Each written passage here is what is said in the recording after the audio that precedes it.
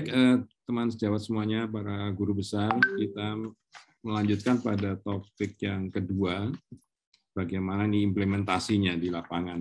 Ya, jadi tata cara vaksinasi pada ibu hamil, Dr. Manggala akan membahasnya secara detail.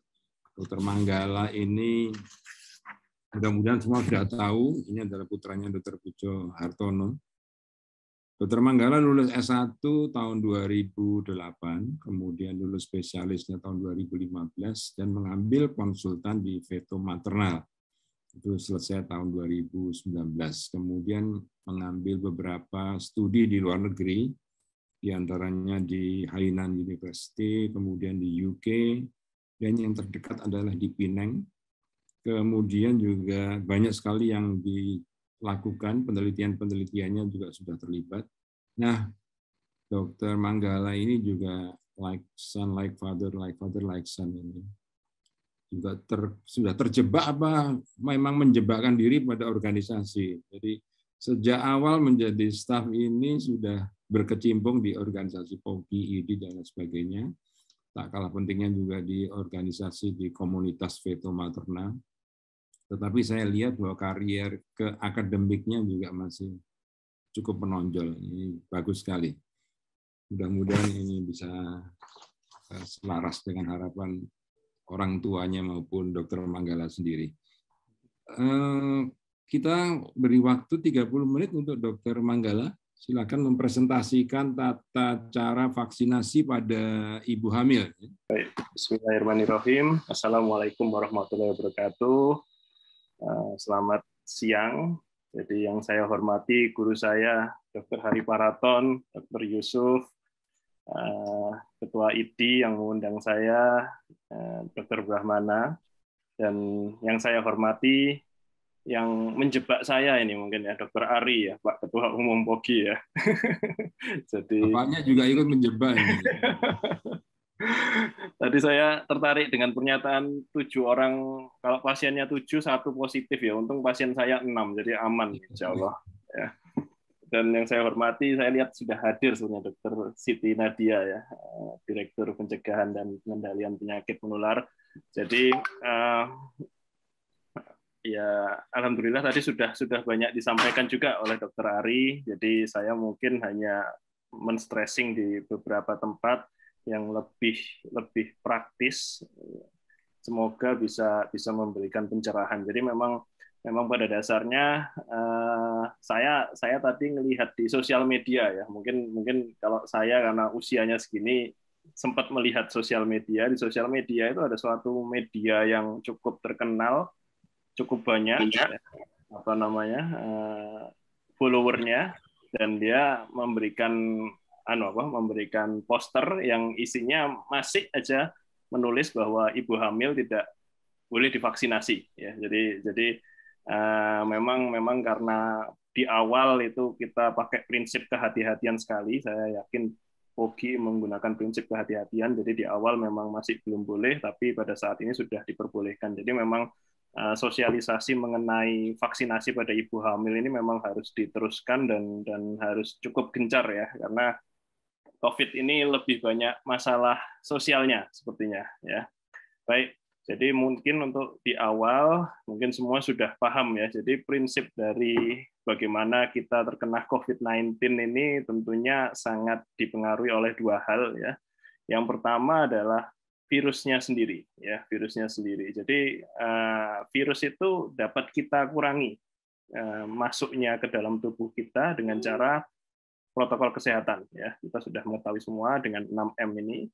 Namun kalau virusnya sedikit gitu, seperti di negara-negara yang sudah bisa menyelesaikan masalah COVID-nya nggak ada masalah. Tapi kalau di negara kita di mana COVID-19 ini berada di sekitar kita, mau nggak mau kita juga harus memiliki pertahanan yang kedua ya. Jadi bagaimana tubuh itu memiliki kemampuan mempertahankan diri terhadap infeksi ya. Jadi jika virus itu masuk, tentunya kita memiliki kemampuan mempertahankan itu. Caranya macam-macam sebenarnya. Ada daya tahan tubuh, nutrisi yang baik, tapi di sini secara khusus saya akan memberikan tentang vaksinasi ya.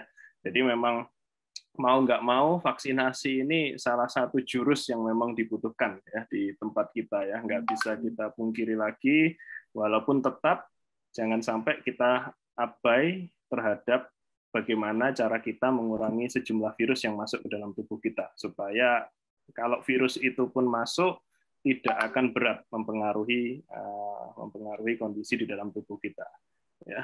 Mungkin sedikit saya memberikan juga gambaran ya. Jadi ini adalah diktum pada ibu hamil. Jadi ibu hamil ini dianggap memiliki imunitas yang rendah. Kenapa kok memiliki imunitas yang rendah? Karena ibu hamil harus menerima janin. Kalau imun kita tetap kuat, janin itu bisa saja akan direjeksi ya. Jadi kita harus sedikit menurunkan imun kita supaya kita bisa menerima janin itu dengan baik. Di satu sisi, karena kita menurunkan imun kita, otomatis beberapa penelitian menunjukkan bahwa ibu hamil lebih rentan terhadap infeksi, terutama infeksi virus. Ya. Nah, ini ada penelitian menarik dari Brasil ya. Dari Brasil ini mungkin kalau di kita belum ada datanya ya. Di Brasil ini sudah meneliti sebenarnya ya. Jadi dia melihat angka kematian ibu ya. Angka kematian ibunya itu cenderung menurun dan proyeksinya terus menurun di tahun 2020. Tapi yang terjadi adalah meningkat seperti ini. Tadi kalau kita lihat paparan Dr. Ari, saya kira kita juga kalau membuat grafik kira-kira juga akan meningkat seperti ini. Nah, ini adalah pertanyaan-pertanyaan yang cukup penting. Jadi saya kenapa tetap memberikan ini? Karena dalam kita melakukan konseling untuk melakukan vaksinasi pada ibu hamil, supaya ibu hamil itu yakin, kita juga harus bisa menjelaskan kenapa sih vaksinasi ini sangat diperlukan ya. Jadi saya melihat dari dua penelitian besar. Yang satu adalah membedakan ibu hamil yang terinfeksi COVID dibandingkan dengan wanita yang tidak hamil tapi terinfeksi COVID juga. Ya. Jadi supaya ini kadang-kadang orang menyatakan ya wajarlah ibu hamil banyak yang meninggal karena yang lain pun tidak hamil juga meninggal semua ya kalau kita lihat di serangan kedua ini ya. Tapi ternyata dari penelitian menunjukkan bahwa keperluan ICU-nya lebih banyak. Jadi ibu hamil COVID-19 ini potensi beratnya lebih susah ya kita menanganinya ya karena perlu ICU lebih banyak, perlu ventilator lebih banyak walaupun angka kematiannya sama ya. Lalu yang kedua adalah untuk menjawab orang hamil dengan COVID-19 melawan orang hamil yang tidak terinfeksi COVID-19. Jadi mungkin gambarannya seperti ini. Dulu kita misalnya kita sering bekerja di kamar bersalin ya. Selama ini kita merawat mungkin ada pasien preeklamsi, mungkin ada pasien ketuban pecah prematur, ada pasien prematur dan lain sebagainya dalam jumlah tertentu. Tapi semenjak COVID-19 ini hadir di tengah kita, kamar bersalin kita ini jadi nggak karuan kasusnya agak rumit-rumit ya, karena persalinan preterm ini meningkat, preeklamsi meningkat, gawat janin meningkat, keperluan ICU meningkat. Jadi zaman dulu mungkin kita cuma memikirkan ibu hamil yang dirawat di kamar bersalin, sekarang kita harus memikirkan koordinasi dengan anestesi, perawatan intensif care, perlu ventilator, dan yang lebih menyedihkan lagi ini, kematian ibunya meningkat sampai 22 kali. Ya. Nah, secara khusus saya mungkin perlu lebih men-stressing lagi, ya, karena sekarang varian Delta berada di tengah-tengah kita. Ya, varian Delta berada di tengah-tengah kita. Apa sih yang berbeda? Kalau dari penelitian memang menyatakan varian Delta ini replikasinya lebih cepat, ya. Jadi sehingga dia terdeteksi di PCR akan lebih cepat, CT value-nya rata-rata rendah-rendah, dan dari dia terdeteksi sampai infeksius itu cepat sekali naiknya, sehingga itu yang menyebabkan mungkin salah satu yang menyebabkan kasus kita sedemikian cepatnya eksponensial meningginya, ya. Nah, ini kita belajar dari India. India juga merasakan varian Delta ya di bulan April. Nah, ini kalau kita lihat grafiknya juga sama, hampir sama seperti Indonesia. Pada waktu bulan April Mei ini kita berharap semoga yang terjadi di India tidak terjadi di kita, tapi rupanya terjadi juga di kita. Yang menarik dari sini adalah jumlah kasusnya mungkin jumlahnya hampir sama kayak waktu first wave di India. Tapi kematiannya ini yang sangat mencolok. Dulu mungkin paling tinggi cuma 4, ini bisa sampai 17 di India. Dan mereka kalau meneliti ternyata memang pada yang varian Delta ini yang sedang kita alami sekarang, case fatality rate-nya ini lebih tinggi, proporsi kasus beratnya lebih tinggi, penggunaan IC-nya lebih tinggi. Ya. Tentunya nggak enak kalau kita nggak lihat kondisi di tempat kita. Saya punya data di Dr. Sutomo, kebetulan saya mungkin dikasih tanggung jawab ngurusin pelayanan di sini, jadi ada beberapa data yang mungkin bisa saya ambil. Jadi supaya kita tahu di Surabaya apa sih yang terjadi, bukan di Surabaya, maksud saya di rumah sakit rujukan tersier kita apa yang terjadi. Kalau kita lihat jumlah kasusnya, ini first wave ya, saya anggap first wave, mungkin second wave mulai Juni. Second wave ini meningkatnya luar biasa sekali. Angka kematiannya juga sama.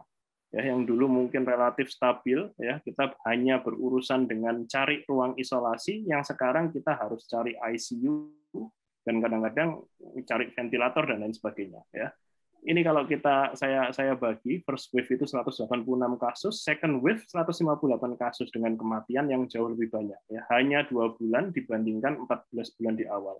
Dan yang menyedihkan lagi karena saking banyaknya pasien yang buruk, ada 6 kasus yang sampai meninggalnya tanpa mendapatkan penanganan yang adekuat karena memang kita nggak punya tempat lagi. Ya, nah ini kalau kita bandingkan second wave dengan first wave, sudah kita ngurusin yang first wave aja kesusahan, sekarang yang second wave ini rupanya lebih berat lagi, ya.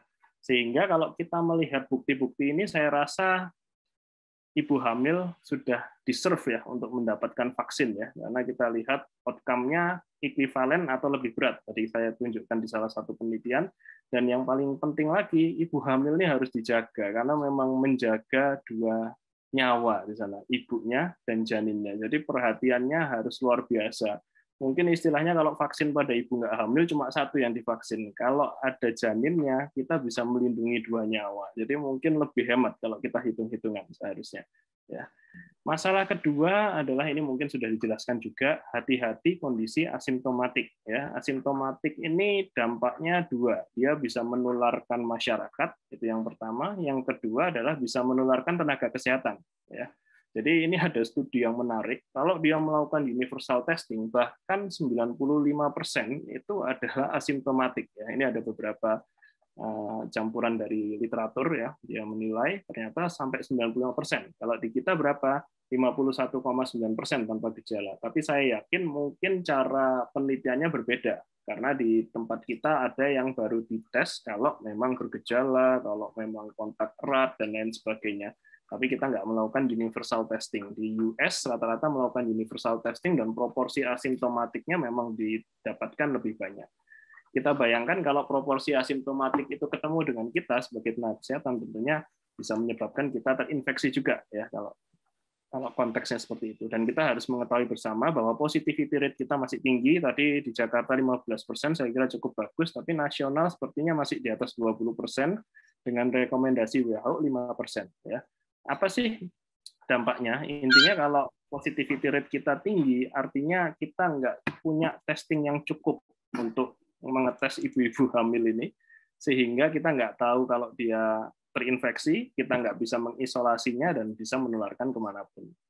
Ini mungkin salah satu yang menyebabkan ya kita populasi paling banyak di sini, mungkin banyak dokter umum juga, dokter umum paling banyak yang meninggal. Yang kedua adalah dokter obgyn ya. Di Surabaya sendiri kita kebetulan di Dr. Sutomo ada 3 yang sudah pahlawan yang mendahului kita ya. Jadi kita nggak tahu juga ketularannya di mana, bisa saja dari populasi asimptomatik tadi atau dari tempat-tempat lainnya, tapi yang jelas kita harus tetap maju berjuang supaya pengorbanan 3 orang pahlawan di tempat kita ini tidak sia-sia ya. Jadi tidak bisa ditawar lagi, ini data Mei ya, di mana kalau dilihat kematian ibunya kita termasuk yang paling banyak, kita harus merubah ini menjadi yes ya, dari no menjadi yes ya. Dan alhamdulillah Pogi sudah mengusahakan dengan luar biasa, sehingga ini yang sering jadi masalah dari ibu-ibu hamil, biasanya dok mau vaksin tapi ada screeningnya seperti ini, akhirnya ditunda ya. Tapi per 2 Agustus sudah ada screening yang baru, sehingga sudah tidak ada lagi pertanyaan seperti ini, dan bahkan untuk ibu hamil nanti akan memiliki screening tersendiri ya. Jadi saya akan masuk ke tata cara vaksinasi. Sebenarnya mungkin nggak tata cara ya, mungkin kalau tata cara bisa dilihat sendiri, tapi saya menjelaskan kenapanya mungkin ya. Jadi yang pertama, ibu hamil yang diutamakan mendapat vaksin itu yang mana sih ya? Jadi memang yang pertama tentunya tenaga kesehatan sebenarnya ya, tenaga kesehatan, karena tenaga kesehatan itu paparannya paling banyak. Lalu ibu-ibu hamil yang memiliki risiko tinggi ya, ibu-ibu hamil yang memiliki risiko tinggi, karena kalau dia memiliki risiko tinggi tentunya kondisi COVID-nya juga bisa menjadi lebih berat ya. Tapi jangan lupa kita juga memasukkan populasi ini. Jadi artinya apa? Semua ibu hamil boleh dilakukan vaksinasi. Ya, jadi intinya semua direkomendasikan saat ini. Zaman dulu mungkin seperti waktu vaksin itu masih terbatas, yang diprioritaskan pertama adalah tenaga kesehatan. Setelah itu populasi yang usianya lanjut usia. Ya, setelah itu baru semuanya. Tapi untuk ibu hamil ini awalnya memang seperti itu, tapi sekarang semua ibu hamil boleh melakukan vaksinasi. Ya. Nah, tadi mungkin sudah dibahas sedikit ya, Mas oleh Dr. Ari ya mengenai jenis vaksin yang apa yang aman untuk ibu hamil ya. Jadi kalau POGI sendiri merekomendasikan semua jenis platform vaksin boleh digunakan ya. Semua jenis boleh digunakan. Namun dari Kementerian Kesehatan kalau kita lihat memang hanya platform mRNA dan platform yang inactivated ya, inactivated. Sebenarnya kalau kita belajar dari luar juga ya, seperti dari ECOG ya. ECOG ini organisasi Opgen di US ya. Mereka merekomendasikan 3 ini karena cuma 3 ini yang beredar di sana ya. Ada Pfizer, ada Moderna dan Janssen. Janssen ini sifatnya sama kayak AstraZeneca ya. Jadi menggunakan viral vector. Nah, jadi mereka merekomendasikan semua vaksin yang ada di US ya. Jadi sebenarnya kenapa kok mereka merekomendasikan? Karena mereka menilai aman semuanya ya, jadi nggak usah terlalu khawatir. Kadang-kadang kita khawatir sekali dengan AstraZeneca karena isu risiko trombosis ya, tapi ternyata ini sangat jarang ya, jadi kita harus melihat risk benefitnya. Ini risikonya 8 dari 1 juta ya, tapi apapun itu kita tetap harus pakai prinsip kehati-hatian, kita harus mengkonseling secara jujur, secara keseluruhan ya. Memang kalau misalnya mungkin nggak ada pilihan lain, ya maksudnya misalnya tersedia semua Pfizer dan Moderna dan Sinovac, ya kita boleh pilih yang itu ya. Tapi kalau misalnya ternyata yang tersedia cuma AstraZeneca, ini bisa menjadi masalah ya, bisa menjadi masalah. Tapi pada umumnya AstraZeneca ini aman. Kenapa kok aman? Karena ini bukan virus yang hidup. Jadi satu-satunya virus yang vaksin yang nggak boleh diberikan pada ibu hamil adalah vaksin yang jenisnya virus yang dilemahkan atau virus yang masih hidup. Sebenarnya ada trial viral vector sebelumnya, yaitu trial Ebola. Ini diberikan juga pada ibu hamil dan dinyatakan aman. Ya, jadi mungkin kadang-kadang ya kita harus melihat ya, kalau misalnya memang Sinovac dan Pfizer Moderna ini tersedia, mungkin kita bisa menggunakan itu. Tapi untuk kasus khusus, misalnya pas ibu hamil itu dulu sebelum hamil pernah mendapatkan AstraZeneca karena belum tahu kalau hamil. Ternyata dia hamil, dia butuh dosis kedua, maka disarankan kalau bisa tetap AstraZeneca ya. Jadi harapannya nanti mungkin yang di garda terdepan atau vaksinator jangan sampai kita nggak memberikan AstraZeneca karena secara umum di US saja digunakan ya, dan kalau kita menggunakan vaksin jenis lain itu nggak ada bukti sampai sekarang ya. Dan intinya kalau dosis pertama aman biasanya jarang menyebabkan masalah pada dosis kedua. Dan tentunya kalau vaksin itu hanya diberikan 1 kali, proteksinya jelas nggak seoptimal kalau kita memberikannya secara lengkap. Jadi ini mungkin perlu digarisbawahi. Oke, misalnya memang pada vaksin yang pertama itu kita pilih Pfizer, Moderna, dan Sinovac, tapi kalau misalnya itu untuk penggunaan vaksin kedua, mungkin kita harus memberikan, tapi dengan konseling yang cukup, ya, dengan konseling yang cukup. Nah, ini keamanannya ya, mungkin sudah dijelaskan juga oleh Dr. Ari. Jadi keamanannya sangat aman sekali. Jadi kalau dibandingkan, jadi ini penelitian pada 35.000 sampel ya, Pfizer-nya separuh, Modernanya separuh ya. Dibandingkan dengan background data ya. Jadi dibandingkan dengan data yang sudah ada di masyarakat secara umum, tidak ada perbedaan ya, tidak ada perbedaan. Dan yang menarik apa? Penelitian ini observasional dan ternyata vaksinasi diberikan pada trimester 1, 28,6%. Ya. Nanti ini juga bisa menjawab bahwa kalau nggak sengaja diberikan, tadi kalau nggak salah ada satu pertanyaan, kalau nggak sengaja diberikan pada trimester 1, sebenarnya aman-aman aja. Untuk vaksin yang inactivated, ini virus mati, jadi bukan virus yang hidup. Kalau sudah mati juga nggak bisa hidup lagi, jadi aman diberikan pada ibu hamil. Dan sebenarnya vaksin ini sudah diberikan sebelum-sebelumnya, yaitu vaksin influenza, ya, vaksin influenza pada kehamilannya. Biasanya inactivated influenza vaksin namanya. Jadi itu diberikan juga pada ibu hamil secara rutin. Dan WHO menyatakan semua jenis vaksin dapat diberikan bila keuntungannya lebih banyak dibandingkan risikonya. Jadi jangan khawatir, jangan bingung dengan pilihan. Oke, kalau vaksin pertama kita milih yang ada di Kemenkes boleh-boleh aja, tapi hati-hati kalau misalnya itu vaksin yang kedua dia membutuhkan AstraZeneca.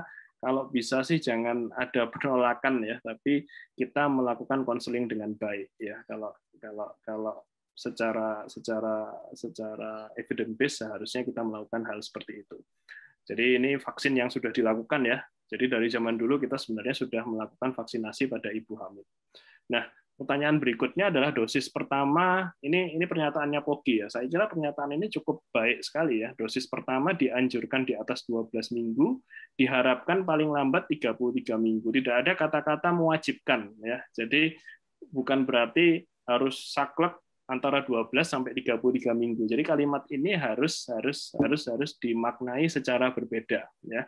Kalau dari Kementerian Kesehatan sendiri, intinya pada trimester 2, kalau vaksinasinya mulai dari 13 minggu. Jadi kalau kurang dari 13 minggu, maka vaksinasi dapat ditunda. Ya, kurang lebih hampir sama lah ya. Kenapa kok menerapkan seperti ini? Tadi mungkin sudah dijelaskan dikit, memang di 12 minggu awal atau di trimester 1 ini merupakan periode kritis organogenesis. Ya. Lalu yang kedua adalah kita ingin memberikan perlindungan optimal pada akhir trimester 2 dan 3. Jadi kalau kita memberikannya terlalu awal, mungkin setelah beberapa bulan efektivitasnya belum tentu tetap tinggi ya. Nanti ada satu penelitian menarik ya di mana setelah 6 bulan efektivitasnya menurun pada salah satu jenis vaksin ya. Jadi makanya kita kalau misalnya memberikannya terlalu dini, mungkin pada saat trimester 2 dan trimester akhir ya, mau persalinan di mana biasanya kondisi beratnya COVID terjadi pada situ malah nggak terproteksi dengan baik. Jadi kalau bisa malah kita memberikannya di atas 12 minggu ya. Dan kita berusaha mendapatkan 2 dosis kalau bisa supaya respon imunnya lebih optimal. Oleh karena itu kita mengharapkan paling lambat 33 minggu. Ini kita ingin men-stressing bahwa secepat mungkin kalau vaksin, jangan ditunda-tunda. Mungkin karena takut, masih ragu, ditunda, akhirnya usia hamil baru besar, baru dia vaksin. Ya. Jadi itu artinya seperti itu. Tapi kalau misalnya ternyata kebijakan vaksin ini tepat pada saat ibunya masih sudah 35 minggu, ya nggak apa-apa. Karena vaksin 1 dosis pun ada artinya dibandingkan tidak vaksin sama sekali. Nanti juga ada bukti yang cukup baik. Ya. Nah, ini untuk menjelaskan sedikit bahwa kalau vaksin itu diberikan pada trimester 1 sebenarnya aman ya, karena memang rekomendasi dari RCOG menyatakan bahwa semua aman, boleh milih, perempuan ibu hamil itu boleh milih ditunda atau langsung diberikan ya. Dan vaksin influenza sejak zaman dulu juga diberikan pada periode kehamilan ya. Nah, jadi intinya kita harus menggunakan prinsip kehati-hatian ya, dan prinsipnya adalah kenapa kok di atas 12 minggu supaya efektif saat kekebalan itu dibutuhkan ya. Jadi ini juga yang mendasari. Jadi ini sebenarnya enaknya kita punya bukti-bukti bahwa vaksin itu walaupun diberikan di trimester 1 itu aman. Tadi trialnya Moderna, Pfizer itu ternyata 28% dilakukan di trimester 1, itu juga untuk mendasari hal-hal yang di bawah ini. Jadi sebenarnya nggak dianjurkan untuk melakukan tes kehamilan sebelum dilakukan vaksinasi COVID-19. Ya, vaksinasi COVID-19 masih dapat diberikan pada pasangan yang sedang merencanakan kehamilan, dan pasti banyak pertanyaan seperti ini setelah vaksin baru tahu hamil. Kira-kira bahaya nggak untuk janinnya? Jadi kalau kita berdasarkan bukti-bukti sebelumnya, sebenarnya kondisi itu aman-aman aja. Walaupun tetap, apapun itu kita tetap harus melakukan pemeriksaan ya, karena ini sesuatu ilmu yang baru ya.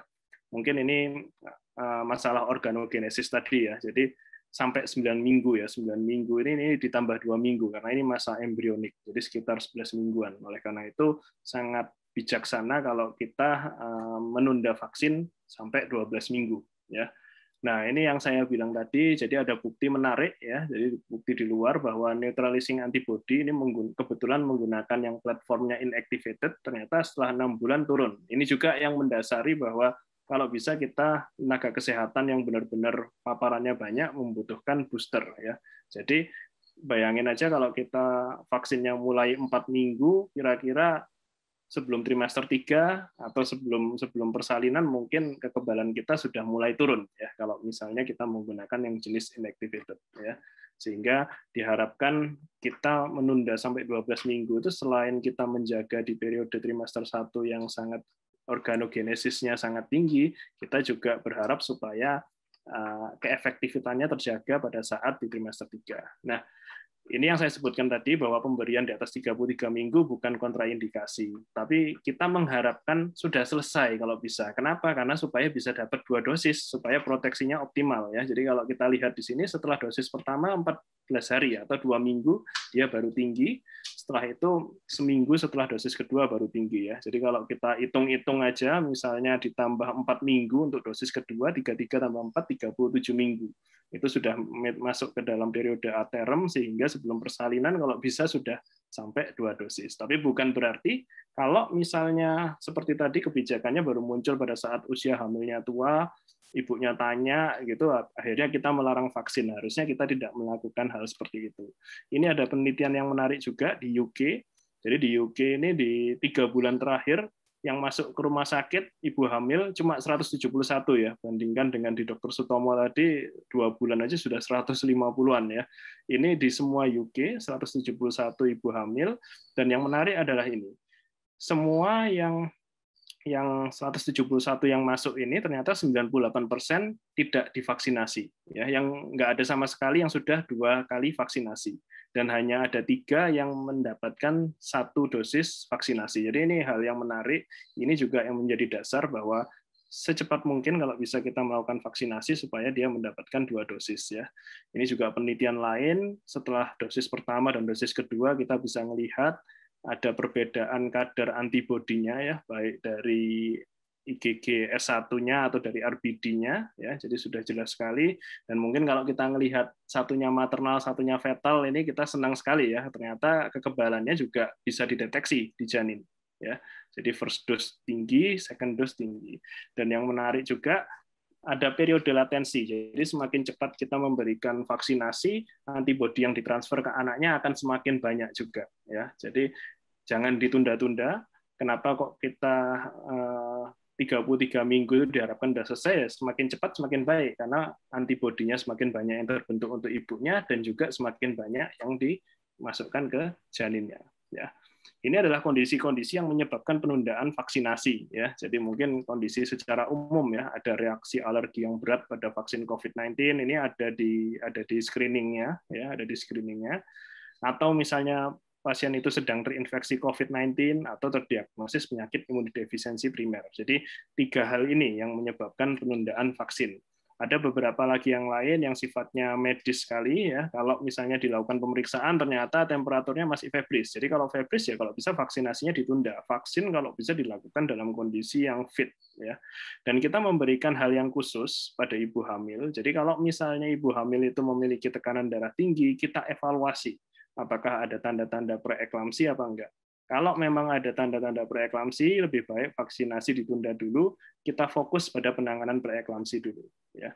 Tapi kalau ternyata masalahnya adalah hipertensi kronis, diberikan aja. Ya. Selama hipertensi kronisnya terkontrol dengan baik, nggak akan ada masalah. Ya. Jadi mungkin ini hal-hal yang perlu digarisbawahi. Ini saya ambil juga dari screeningnya. Intinya kalau ada kanker ataupun ada penyakit darah yang lainnya, sebisa mungkin ini memang ditunda.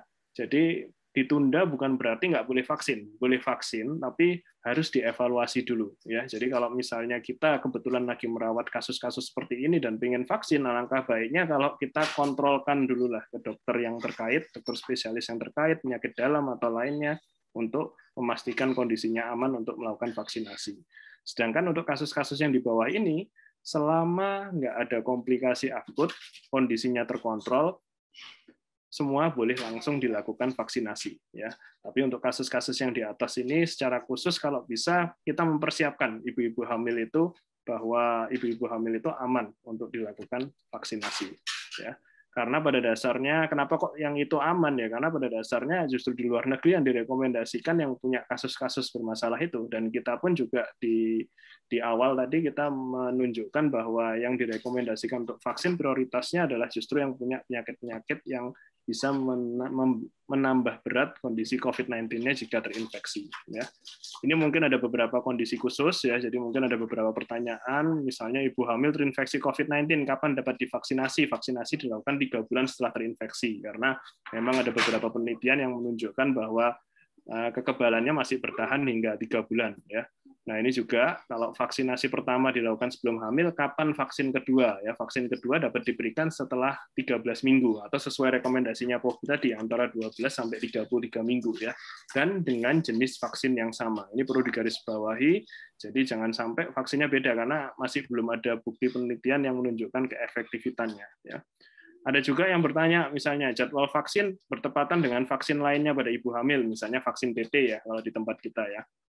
Maka sampai sekarang kita masih merekomendasikan untuk ditunda dalam waktu minimal 14 hari. Kadang-kadang kalau kita lihat literatur luar gitu, di literatur luar boleh bersamaan, ya boleh bersamaan, tapi kita mungkin lebih baik menunda supaya kita bisa memonitoring efek samping vaksinasi lebih tepat, ya. Jadi takutnya nanti ini efek sampingnya vaksin TT tapi dianggap efek sampingnya vaksinasi COVID-19. Jadi menunda 14 hari harusnya nggak akan terlalu ada masalah, ya. Jadi mungkin take home message dari presentasi saya adalah intinya vaksin COVID-19 ini aman dan sampai sekarang ini tidak menggunakan jenis virus yang dilemahkan karena ini hanya jenis virus vaksin yang basisnya virus yang dilemahkan itu satu-satunya vaksin yang dilarang diberikan pada ibu hamil, ya. Dan vaksinasi ini sangat efektif menghasilkan antibodi pada ibu dan janinnya, ya. Keuntungan vaksinasi ibu hamil mengurangi risiko ibu hamil terkena COVID, mengurangi gejala beratnya kalaupun terkena COVID-19 dan tentunya mengurangi komplikasi-komplikasi lain yang diakibatkan oleh COVID-19 pada kehamilan, ya. Dan ada efek baiknya lagi memberikan transfer antibodi ke janin. Dan secara khusus saya tambahkan ini. Kalau ibu hamilnya itu tidak terinfeksi COVID, otomatis dia mengurangi risiko menularkan ke anggota keluarga lainnya termasuk bayinya, ya. Dan yang terakhir tentunya itu akan mengurangi risiko penularan ke kita sendiri sebagai tenaga medis, ya.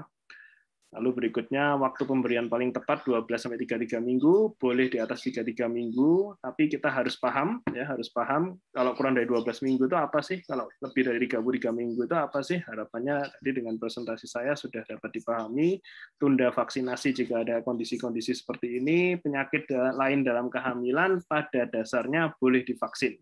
Intinya adalah kuncinya kalau tidak ada kondisi akut dan semuanya terkontrol, ya. Jadi harapannya dengan vaksin COVID-19 ini berkuranglah masalah-masalah kematian maternal yang disebabkan oleh COVID-19 dan berkurang jumlah pasien hamil yang terinfeksi COVID-19. Mungkin sekian dari saya, Dr. Hari Palaton. Terima kasih banyak. Assalamualaikum warahmatullahi wabarakatuh. Waalaikumsalam. Baik sekali, Dr. Gala sudah memaparkan presentasinya yang luar biasa. Sedikit saya review bahwa Dr. Gala tadi untuk bahan diskusi nanti setelah pembicara ketiga, bahwa pada pandemi itu ada rumusnya ya untuk mengatasi, yaitu social engineering, fasilitas kesehatan yang optimal, kemudian peningkatan imunitas. Maka itu vaksin diperlukan.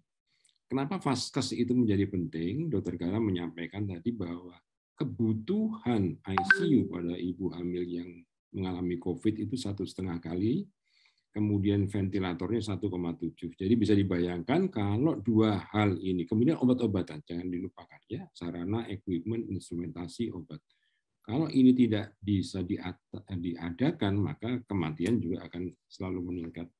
Kemudian pada vaksinasi yang ditekankan Dr. Gala tadi adalah adanya prioritas, ya, 3 prioritas utama tadi, nakes, high risk, dan ibu hamil yang memiliki komorbid.